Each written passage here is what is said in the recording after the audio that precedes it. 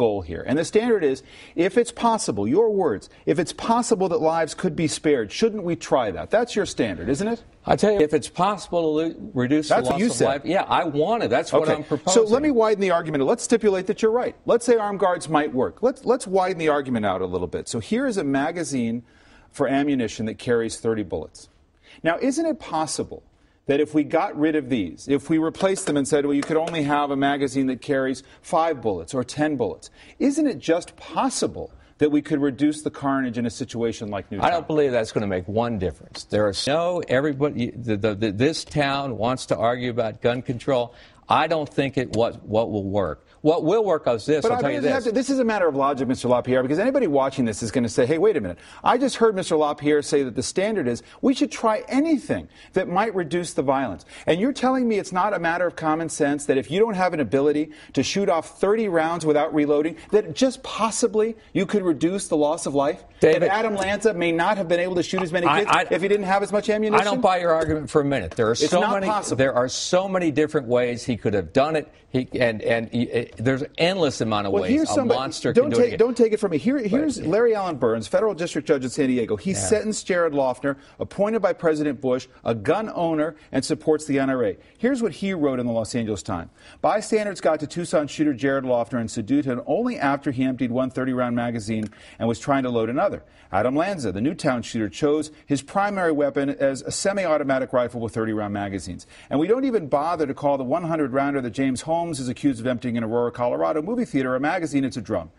How is this not an argument for regulating the number of rounds a gun can fire? I get it. Someone bent on mass murder who has only a 10-round magazine or revolvers at his disposal probably is not going to abandon his plan and instead try to talk his problems out. But we might be able to take the mass out of mass shooting or at least make the perpetrator's job a bit harder. I don't think it will. I keep saying it, and you just won't accept it. It's not going to work. It is a completely cracked, mentally ill system that's got these monsters walking the streets, and we've got to deal with the underlying causes and connections if we're ever going to get to the truth in this country and stop this stuff. Again, a lot of people would agree with that. There are a lot of difficulties with regard to getting that kind of mental health information because there's privacy laws, there's states not contributing to a national registry. Isn't part of the issue background checks? I mean, you have 40% of sales that go on without any background checks. Are you prepared to back broader background checks if you don't think that the ammunition road is the way to go? I know where you're going with this. They come up with this whole, the gun show loophole.